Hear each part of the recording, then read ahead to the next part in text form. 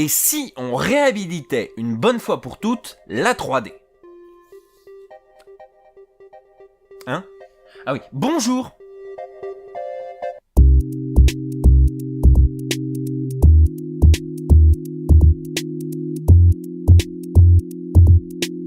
Salut à tous les amis, c'est Mr Fox pour un nouveau vlog ciné un petit peu improvisé, un peu vlog d'été, même si on est en octobre, c'est pour ça que j'ai gardé le nom vlog d'été. Bref, comme je l'ai dit assez subtilement dans l'introduction, j'ai envie de vous parler de 3D. Alors évidemment, je vous parle de la vague récente de 3D et pas des essais antérieurs, l'étrange créature du lac noir, le meurtre était presque parfait, Spy Kids 3D, non, là on parle de la vague qui a été plus ou moins initiée par Avatar dans les années 2000-2010. Je vais être direct avec vous, j'en ai marre qu'on chie sur la 3D à la moindre occasion. J'en ai marre! C'est un phénomène que j'ai découvert un petit peu avec le temps, qui s'est amplifié, c'est l'impression que j'en ai en tout cas, que ce soit sur Twitter, dans les commentaires, sur Sens Critique, etc. J'ai l'impression qu'il y a une sorte de vague de haine envers la 3D. Pour vous dire à quel point ça va loin, quand on va sur les commentaires Google d'un cinéma quelconque, eh ben on a des commentaires positifs qui disent « Ouais, pas de séance 3D, ça c'est bien ».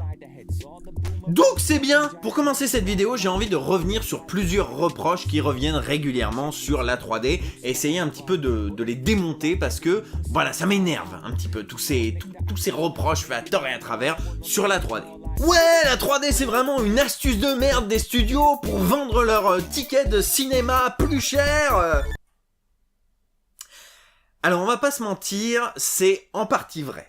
Il y a clairement des sorties 3D qui s'inscrivent dans des démarches de studio et pas du tout dans des démarches artistiques. Le fait que Disney sorte chaque Marvel en 3D, je pense pas qu'il y ait une volonté des réalisateurs, d'abord parce que les réalisateurs des Marvel sont majoritairement des prête-noms, et ensuite voilà, parce que ils ne l'utilisent pas, en tout cas dans les Marvel que j'ai pu voir, il n'y a pas une vraie utilisation pertinente de la 3D, mais on y reviendra. On a des exemples récents aussi qui le prouvent, comme la sortie de Kingsman 2 en 3D qui a été annulé parce que Matthew Vaughn ne voulait pas d'une conversion, ça ne l'intéressait pas, et donc voilà, il a demandé à ce qu'on annule la sortie 3D, et chose incroyable parce que c'est la Fox, et que la Fox est, je trouve, un des studios qui produit le plus de bons blockbusters ces derniers temps. Oui, non, c'est pas parfait, mais quand même. Bref, incroyable, mais la Fox lui a dit d'accord, ou alors la Fox s'est rendu compte que c'était une idée de merde d'imposer la 3D sur Kingsman 2 alors que le 1 n'était pas en 3D, je ne sais pas, mais dans tous les cas, cette sortie 3D a été annulée et c'est bien. Bref, je divague, tout ça pour dire que effectivement, il y a certaines sorties 3D qui s'inscrivent directement dans une démarche de studio et pas du tout dans une démarche artistique. Certes. Pour autant, généraliser ça à tous les films qui sortent en 3D est une immense connerie. Parce qu'il m'apparaît clair que quand un studio prévient son réalisateur, même un prête-nom, en lui disant « Je te préviens, ton film va sortir en 3D, fais-toi plaise », eh ben il y a de fortes chances qu'il en tienne compte. Et de ce fait, il est fortement possible que cette 3D soit utilisée à bon escient. Et là, je ne parle que des films de studio, parce que évidemment, si on parle de films un peu plus artistiques, qui s'inscrivent dans une démarche de réalisateur, d'auteur, bien entendu, la 3D peut être utilisée de manière merveilleuse. Être immergé au cœur du film, ressentir de manière plus concrète, presque palpable ce que veut nous transmettre le film, souligner certains effets, en atténuer d'autres, tout ça c'est ce que propose la 3D quand elle est utilisée à bon escient.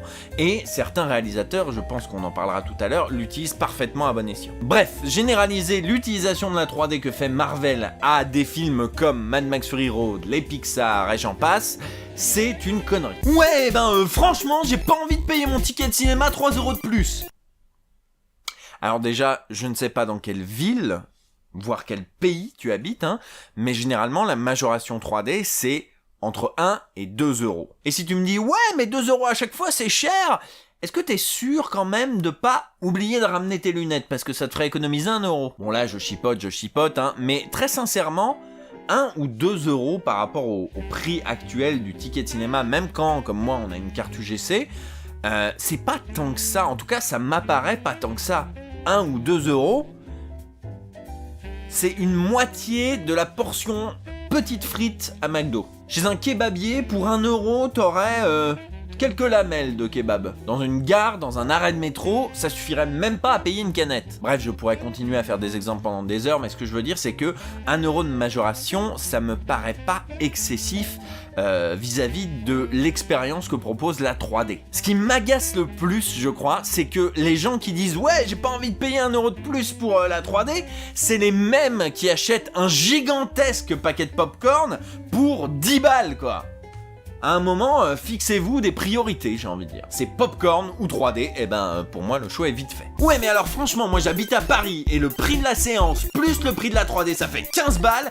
15 € la migraine, ça va bien, hein. Le fameux 15 € la migraine. Ah, 15 € la migraine. Alors dans un premier temps, je te dirais que si vraiment la migraine est systématique, tu devrais envisager de changer de cinéma parce que peut-être que le projecteur est défectueux ou que le cinéma ne l'entretient pas bien, je ne sais pas, mais enfin, si la migraine est systématique et généralisée, c'est qu'il y a un problème. Et pour rappel, pour profiter au mieux d'un film en 3D, il est important de sélectionner la technologie de la 3D active. C'est-à-dire que plutôt d'aller dans un cinéma où on vous file des petites lunettes en plastoc au verre teinté que vous pouvez ramener ou jeter à la fin de la séance, il vaut mieux privilégier les cinémas avec des grosses paires de lunettes, avec des piles qu'il faut rendre à la sortie. Et c'est le même principe pour les télés et les projecteurs 3D, c'est-à-dire que vous avez des petites lunettes avec une pile dedans qui fait fonctionner la 3D active et c'est une manière beaucoup plus sereine de profiter d'un film en 3D. Vos yeux vont moins travailler, votre cerveau va moins travailler, vous allez ressentir de manière beaucoup plus concrète l'effet de la 3D, et le tout sans risque de modifier les couleurs du film. La deuxième remarque qui me vient naturellement quand on me dit 15 € la migraine, c'est est-ce que t'es sûr et certain qu'en 2D, ça file pas aussi la migraine? Ce que je veux dire, c'est que si tu vas voir un film de Paul Greengrass, 3D ou 2D, tu vas ressortir avec un mal de crâne. Et forcément, une 3D mal maîtrisée dans un montage ou un type de réalisation qui ne s'y prête pas, effectivement, c'est Gerbotron 2000. Encore que Billy Lynn a montré que la guerre en 3D, ça pouvait bien passer. Dire de certaines scènes d'action ou d'effervescence qu'elles filent la migraine en 3D, c'est pas impossible, je ne remets pas en question votre perception de la 3D. Maintenant, il s'agit de faire la part des choses. Peut-être que le réalisateur réalise comme un pied et que coller une 3D dessus n'arrange pas les choses. Peut-être aussi que le film a été mal converti à l'arrache pour une sortie rapide, ça peut arriver. Mais il faut pas généraliser ça à tout le cinéma d'action. Le meilleur exemple de ça, c'est Mad Max Fury Road à la 3D.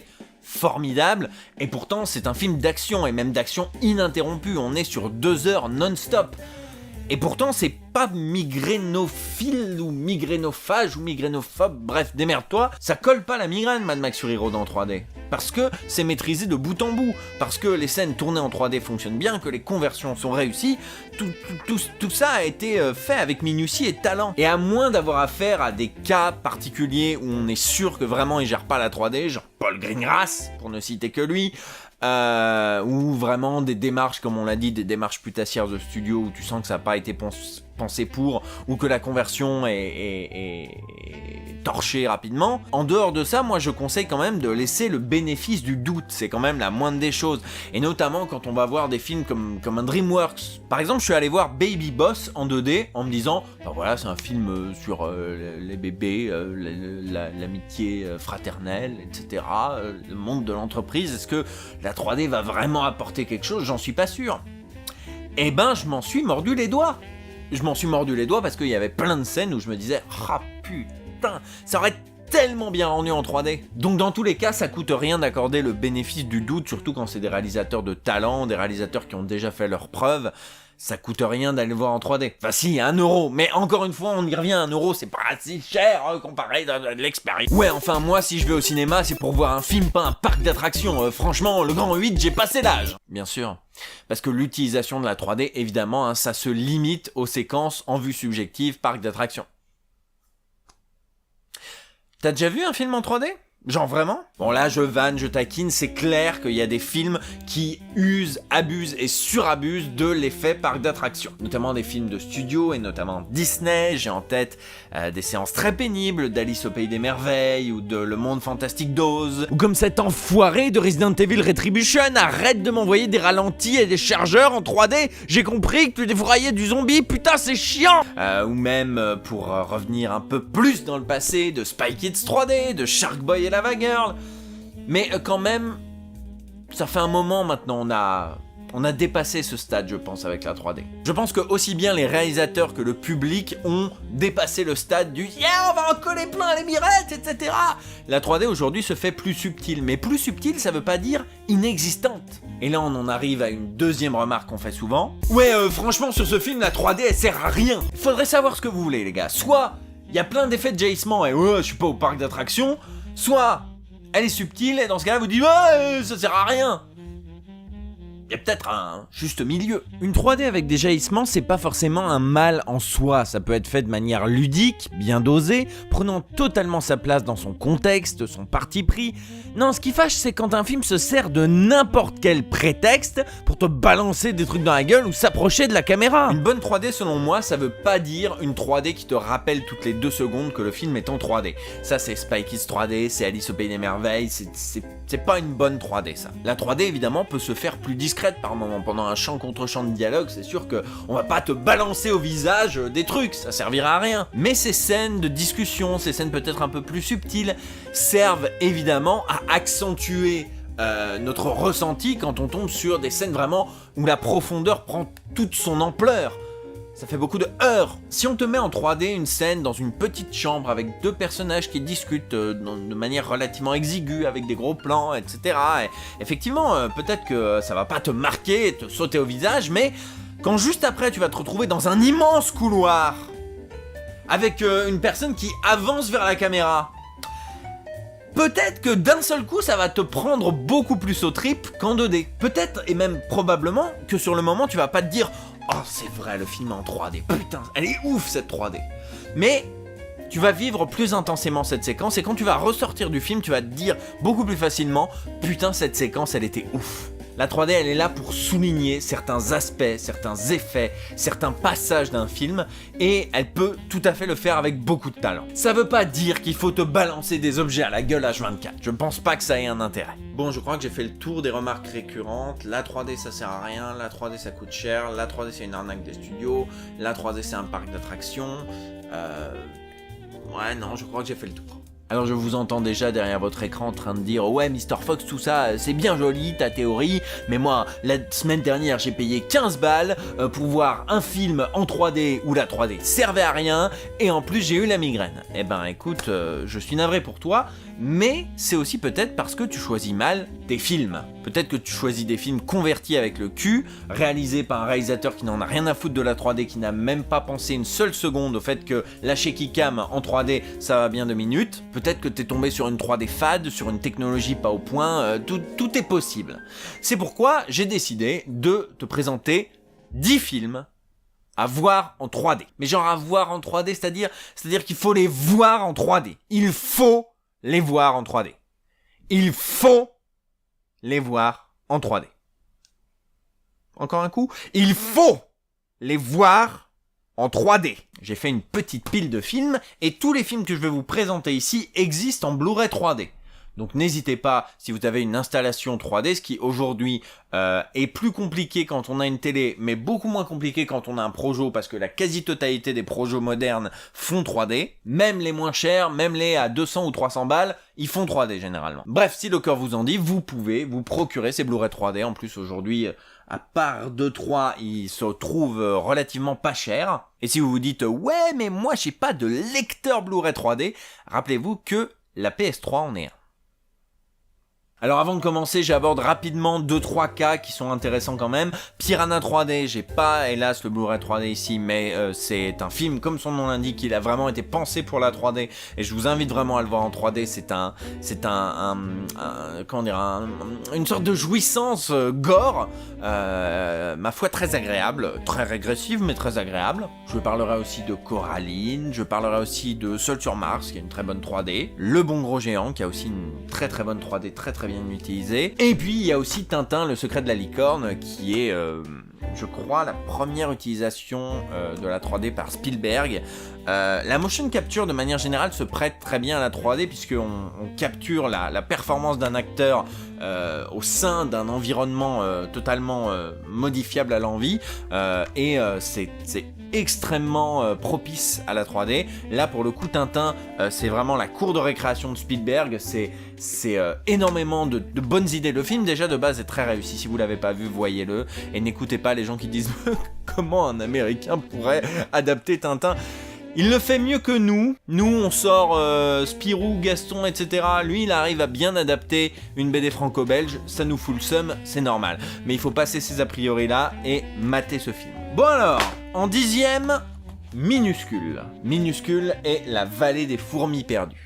C'est un film muet dans la mesure où les insectes ne parlent pas, nous ne vivons pas dans le monde merveilleux de DreamWorks ou Pixar. Ici, les insectes sont des insectes, ils ne parlent pas. Mais on va quand même vivre leur aventure à coups de vol sur des insectes qui volent et de lutte pour récupérer la vallée des fourmis perdues, justement, etc. C'est vachement bien et la 3D est vraiment une merveille. À vrai dire, je vois même pas comment on pourrait se passer de la 3D de ce film dans la mesure où c'est vraiment un autre univers qu'on nous offre. C'est même pas à notre échelle, c'est à l'échelle d'insectes. Et la 3D est vraiment le meilleur moyen de pénétrer véritablement dans ce nouveau monde à une autre échelle avec d'autres créatures et c'est vraiment un must-see de la 3D. En 9e place, j'ai choisi de parler de Kubo, d'abord parce que c'est vraiment un très très bon film, probablement le meilleur du studio Laika. Quoique j'aime beaucoup Coraline, donc difficile à dire, mais en tout cas c'est un des meilleurs de Studio Laika. Le héros joue beaucoup avec le vent, avec des papiers pliés, etc. qui tourbillonnent souvent autour de lui, et la 3D fait des merveilles sur ce genre de séquence, mais pas seulement. La neige, le vent, la tempête, les éclairs, tout ça est très très bien utilisé dans Kubo et l'Armure Magique. Donc vraiment du très très bon boulot à voir. Voyez le film de manière générale et voyez la 3D si possible. En 8e, j'ai pris Pacific Rim. Bah évidemment Pacific Rim.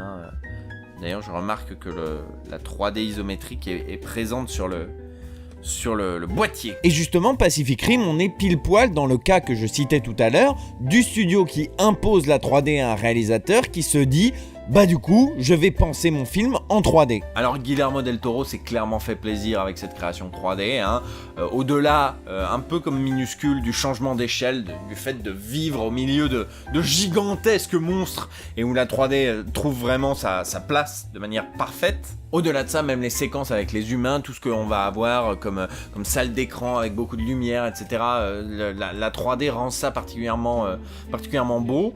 Tout ce qui va être monstre, les monstres nous apparaissent beaucoup plus organiques en 3D, en tout cas c'est l'impression que j'en ai eue, sans parler évidemment des scènes de combat, notamment le combat entre les deux personnages principaux qui se découvrent, qui se cherchent. Cette scène en 3D est vraiment formidable. En 7e, bon bah voilà, Mad Max Fury Road. Pour l'anecdote, j'ai vu la version Black and Chrome il y a pas très longtemps, la version en noir et blanc, et très sincèrement je préfère la version 3D couleur à la version noir et blanc 2D. Alors clairement, Fury Road est déjà un film suffisamment parfait en soi pour que vous puissiez le voir en 2D et profiter quand même d'une expérience inoubliable, mais la 3D est dingue. Il y a des plans que je n'imagine pas revoir en 2D. Ça m'est arrivé de les revoir pour Black and Chrome et je sentais vraiment le manque. J'étais en mode mais putain, ce plan déchire beaucoup plus en 3D. J'ai presque envie de dire qu'avec la 3D on a chaud dans ce désert de sable. c'est un mot que j'utilise depuis le début du vlog en mode immersion, on est vraiment immergé, on ressent plus le film, etc. Mais c'est pas des paroles en l'air, vraiment, ça a une importance, ce sentiment de relief. Et en plus, le monde de Fury Road, voilà, c'est un monde plein de dunes, etc., d'échelles de plans, enfin bref, je vais pas non plus... là, j'ai l'impression d'un peu mouliner dans le vide, je vous conseille vraiment de regarder Fury Road en 3D. Avatar est 6ème, il aurait pu être plus haut, mais j'ai pas une affection particulière pour ce film, à l'inverse des autres créations de James Cameron. Donc voilà, je vais pas le mettre plus haut. Cela dit, évidemment, c'est lui qui a tout lancé, c'est lui qui a tout déclenché. Et on revient à ce que je disais tout à l'heure sur cette idée reçue que la 3D c'est un caprice de studio.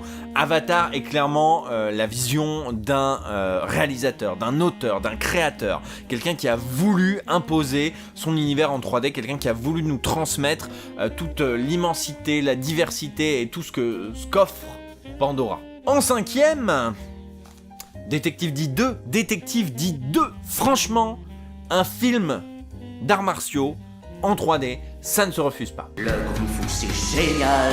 Oh ça oui, Le kung-fu c'est super. oui super. C'est clairement du grand spectacle. Là, on est sur du spectacle, on est sur des scènes incroyables avec des bateaux pliés en deux, et donc forcément, il y a un gigantesque relief.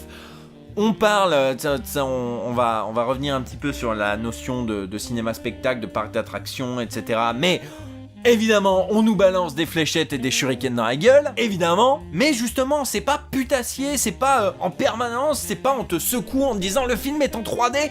Il y a un côté, il y a quelques jaillissements effectivement, mais c'est totalement justifié à chaque fois. Il y a un côté très... Ah, je trouve pas les mots, c'est le problème de faire des vlogs un peu à l'improviste, mais voilà, il y a un vrai côté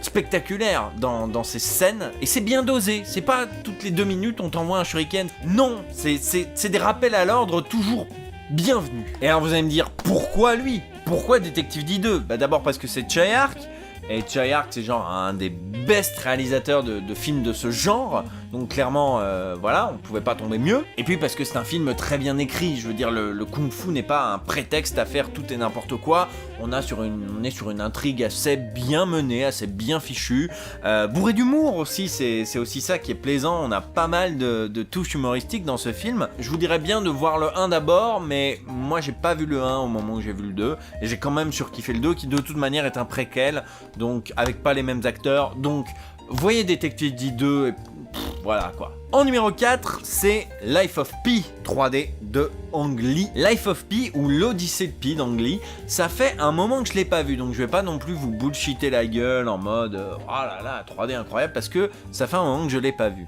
Mais j'en garde un souvenir très marquant. Ang Lee, c'est un mec qui adore les nouvelles technologies, il s'est jeté sur la 3D tout comme il s'est jeté sur le HFR avec Billy Lynn, et il en a tiré excellent parti, puisqu'il y a notamment des effets de jaillissement très réussis, puisqu'il y a des changements de format qui les accompagnent, c'est-à-dire que vous avez du cinémascope par exemple, et bien les créatures qui vont vous jaillir dessus, ou qui vont passer au-dessus de Pi, ou peu importe, eh ben elles vont sauter par-dessus les bandes noires. Donc là on est typiquement sur de l'immersion totale et du jaillissement très poussé. Je vous en dirai pas plus parce que je me souviens plus très bien du film, mais ce dont je suis sûr c'est que c'est vraiment une très bonne 3D, que j'en garde un souvenir très marquant, donc vraiment c'est sans complaisance et sans hésitation que je le mets 4ème. Là on arrive au top 3 et donc on arrive à mes préférés, et je vous le dis tout de suite, le numéro 1 va vous surprendre.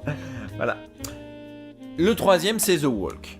Oui, il n'y a pas de titre sur le steelbook, moi aussi je trouve ça très con, mais c'est The Walk. The Walk de Robert Zemeckis. Mais si vous savez, Robert Zemeckis, il a réalisé des petits films du genre... comment ça s'appelle ? Retour vers le futur, et Qui veut la peau de Roger Rabbit ? Donc c'est pas la moitié d'un trou de balle. Robert Zemeckis, il écrit des belles histoires, il sait bien les raconter, et en l'occurrence The Walk est un sujet qui se prête particulièrement à Robert Zemeckis d'une part, et à la 3D d'autre part. L'histoire de The Walk, vous allez tout de suite comprendre pourquoi il faut le voir en 3D, c'est l'histoire de Philippe Petit, un funambule, qui a voulu traverser sur un fil les 2 tours du World Trade Center. Je l'ai déjà dit dans des lives, je l'ai déjà dit sur Twitter, je l'ai déjà dit en convention, et je crois même que je l'ai dit dans une vidéo, donc je vais le répéter une énième fois ici. Il faut le voir en 3D The Walk. Mais vraiment, je veux dire, je préfère que vous voyez The Walk dans 2 ans en 3D que demain en 2D. Zemeckis, c'est un précurseur de la 3D. Il faut savoir qu'il faisait de la 3D déjà à l'époque du Pôle Express. Il faisait pression sur les cinémas pour qu'on distribue des fameuses lunettes bleu-rouge. C'est clairement un des mecs qui a beaucoup œuvré pour la 3D. Le Pôle Express, la légende de Beowulf, Drôle de Noël de Scrooge. Il a fait de la 3D avant la vague de 3D. Et clairement, son film le plus abouti en 3D, c'est The Walk. En tout cas, de ce que j'ai pu voir, c'est The Walk. Le sujet de base se prête vraiment totalement à la 3D, c'est un funambule. Mais c'est pas seulement une histoire de « Oh mon Dieu, la scène où il va faire le funambule va être incroyable en 3D ». Tout l'espace, et notamment la façon de gérer les transitions, tout est pensé en 3D et vous allez voir un petit peu les échelles de plan et les valeurs et le relief se modifier selon les transitions que va faire Zemeckis dans son récit et c'est toujours utilisé de manière très forte. Quand c'est subtil, c'est quand même suffisamment bien fichu pour que ce soit ressenti par le spectateur. Et au-delà de ça, c'est un film incroyablement bien écrit avec d'excellents acteurs, donc vraiment, voyez-le en 3D, voyez-le en VO aussi, parce que, comme je l'ai dit dans le vlog sur les VF Sens Critique, Joseph Gordon-Levitt s'est donné du mal pour apprendre le français dans ce film, ce serait dommage de passer à côté. Le numéro 2, bon bah voilà, c'est Gravity. Et je vais le redire une énième fois, Gravity est bien meilleur qu'Interstellar. Et les gens qui viennent me dire « Oui, Gravity, ça n'a pas de scénario, c'est nul, on s'ennuie. » Mec, c'est sûr que si tu l'as vu sur un écran grand comme ça, dans l'avion, entre un bébé qui pleure et un vieux qui ronfle, c'est clair que t'as pas dû passer un très bon moment. Et c'est clair que si pour toi le scénario ça ne passe que par les dialogues, ouais forcément, comme il n'y a pas beaucoup de dialogues, bah il n'y a pas beaucoup de scénario. Je vais pas faire une critique de Gravity, il y a une vidéo qui l'explique très bien, c'est la vidéo de Monsieur Bobine, il va y avoir une annotation quelque part, je vous invite à y jeter un coup d'œil. Donc je vais pas expliquer le film, des gens autres le font beaucoup mieux que moi, et je ne vais pas non plus étaler ma haine d'Interstellar pendant des plombes. Bon, j'exagère volontairement parce que c'est aussi un petit jeu d'opposer Interstellar et Gravity. En vrai, j'ai beaucoup aimé Interstellar, j'ai passé un très bon moment devant, même si je trouve que Christopher Nolan a une fâcheuse tendance à noyer tout ce qui pourrait passer dans l'émotion, dans le visuel, sous une montagne de dialogues explicatifs, et que c'est un peu agaçant. Mais pour revenir à Gravity, eh ben, évidemment, tout comme il faut pas le voir sur un écran grand comme ça, entrecoupé de pubs, eh ben, il faut le voir en 3D. Si vous l'avez vu en 2D, vous êtes passé à côté de quelque chose. Parce que c'est un survival. L'idée des survival, c'est de suivre une personne pendant tout le film en espérant qu'elle va s'en sortir. Et quoi de mieux que d'être enfermé avec elle ? Et qui plus est d'être enfermé dans un espace immense. C'est ça toute la dichotomie de Gravity, c'est ça, c'est là qu'est la beauté de Gravity. Tu es enfermé dans l'espace infini, mais tu es enfermé. Et ça c'est fort, et ça c'est beau, et la 3D fait vivre aux côtés de Ryan Stone, et tu es dans l'espace quand tu regardes Gravity. Tu es dans l'espace. Bien plus que tu ne l'es dans Interstellar, bien plus que tu ne l'es dans Seul sur Mars, bien plus que tu ne l'es au Futuroscope même, j'ai envie de te dire. Gravity, c'est l'espace. Gravity, c'est le survival. Gravity, c'est la 3D. Voyez Gravity en 3D. Et alors, le numéro 1 va vous étonner, tu m'étonnes, à moins que tu aies vu des lives où j'en parle, ou que tu m'aies entendu en parler sur Twitter, mais enfin bref, à part ça, tu risques de ne pas t'y attendre, parce que le numéro 1 de mon petit top perso, eh ben c'est Titanic. Et ouais, une conversion en 3D 10 ans plus tard. Oh là là! Titanic, ça va être très dur d'en parler. D'abord parce qu'il a mauvaise réputation auprès d'un certain nombre de spectateurs.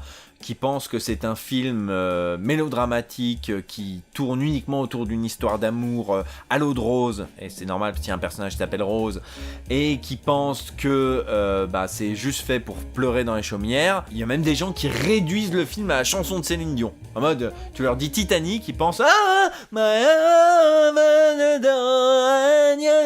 oui, c'est les 5 dernières minutes du générique. Hein. C'est comme si moi, je limitais 300 à on fait ça à armes égales, ouais, gros, 300 marquons une page de l'histoire. C'était ridicule et affligeant.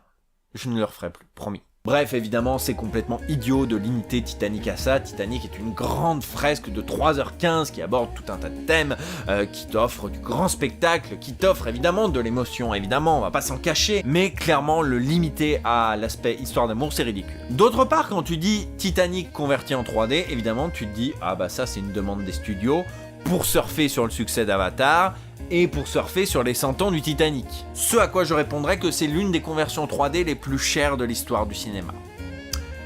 Donc si c'était vraiment opportuniste, il se serait peut-être pas autant fait chier la bite. D'autre part, il faut savoir que James Cameron a supervisé la conversion 3D du film, que c'est évidemment un grand malade de technologie, et particulièrement de 3D, c'est quand même un mec qui est en train de concevoir les caméras dont il a besoin pour tourner ses films. On est quand même sur du haut niveau. Et pour les derniers hésitants qui se disent « Ouais, mais est-ce que Titanic est adapté vraiment à la 3D ? Est-ce qu'il s'y prête bien ?» Ouais.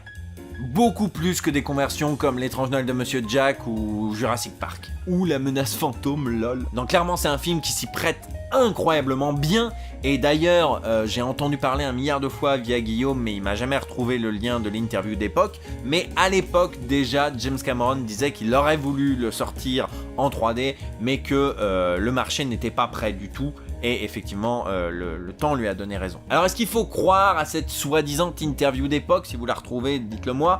Est-ce qu'il faut croire en son intuition que tout ceci n'est qu'un pur produit commercial et que c'est de la langue de bois de dire oui, et je l'avais pensé en 3D dès le départ? Vous pensez ce que vous voulez, mais moi, à la vue du film, je suis convaincu que le film a été pensé en 3D. Alors évidemment, vous êtes en droit de vous dire, mais pourquoi Titanic serait adapté à la 3D plus que Jurassic Park ou Star Wars épisode 1? Rappelez-vous de quoi cause Titanic. Et maintenant, imaginez des séquences avec de très longs couloirs qui se remplissent d'eau. Imaginez un bateau qui coule, filmé entièrement en plongée zénitale. Et imaginez ça en 3D. Moi, Titanic, clairement, je ne pourrais plus jamais le revoir en 2D alors qu'il est sorti initialement en 2D. La 3D est beaucoup trop géniale, beaucoup trop incroyable, beaucoup trop immersive, beaucoup trop plongée en apnée. C'est marrant parce que ça parle d'un naufrage, abonne-toi et active la cloche. Mais vraiment, je pourrais plus jamais regarder Titanic en 3D. Je vais pas non plus me répéter pendant 107 ans, c'est aussi le piège du vlog, c'est qu'on se répète. Alors je vous dirais seulement ceci, matez Titanic en 3D, matez les 10 films que je vous ai cités en 3D, parce que la 3D, c'est pas toujours une démarche putassière de studio, c'est pas toujours un truc qui file la migraine parce que c'est mal maîtrisé, c'est aussi des putains de bons films, des putains de bons réalisateurs qui te font vivre une expérience incroyable. Quand j'ai discuté de cette vidéo avec mon camarade Guillaume, il a émis l'hypothèse que beaucoup de spectateurs vont voir des films en 3D en espérant voir les effets de la pub Haribo sur 2 heures de film. Sauf que c'est pas ça le cinéma 3D. Et à l'inverse, les cinéphiles vont se dire que bon, la 3D, si c'est pour s'en prendre plein la gueule pendant 2 heures, je préfère ne pas y aller. Sauf que c'est pas ça le cinéma 3D. Et le résultat des courses, c'est que les films en 3D qui proposent pourtant parfois des choses très intéressantes, très fortes, très riches, tout ce que j'ai pu évoquer dans cette vidéo, sont boudés par tous les spectateurs pour de mauvaises raisons. Et franchement, on n'est pas toujours d'accord avec Guillaume sur la technologie au cinéma, mais je crois que là, il est dans le vrai. Voilà, c'est la fin de cette vidéo, j'espère qu'elle vous a plu, j'espère que le format continue de vous plaire, même si c'est plus l'été. N'hésitez pas à dire dans les commentaires s'il y a des films en 3D qui vous viennent là, comme ça, et que vous avez envie de partager, et n'hésitez pas à dire si vous pensez que vraiment t'exagères la 3D de Kubo ou de Tintin, franchement elle sert à rien. N'hésitez pas à le dire. N'hésitez pas à liker la vidéo, à la partager, à vous abonner à la chaîne, parce qu'il y a que comme ça que la mayonnaise prendra, j'ai envie de dire. Je lis de temps en temps des commentaires qui disent « Ah, mais pourquoi t'as pas plus d'abonnés ?» Bah, si vous voulez que j'en ai plus, n'hésitez pas à liker, partager, commenter abonnés. D'ailleurs, en parlant d'abonnés, j'ai récemment dépassé la barre des 25 000 abonnés, et ça fait chaud au cœur. Je vais pas m'attarder 10 milliards d'années dessus parce que c'est un chiffre. 24 000 et 25 000, il n'y a pas une si grosse différence, mais ça fait plaisir, au fond, de savoir qu'il y a 25 000 personnes qui sont abonnées et qui suivent un petit peu ce qu'on fait. Ça fait plaisir. Même si évidemment tout ça c'est un peu théorique et qu'en réalité il y a très peu de mes vidéos qui dépassent les 25 000 vues, c'est le jeu ma pauvre Lucette. Je vous donne rendez-vous très bientôt. Théoriquement, le premier truc qui va sortir là prochainement, c'est un Parlons VF.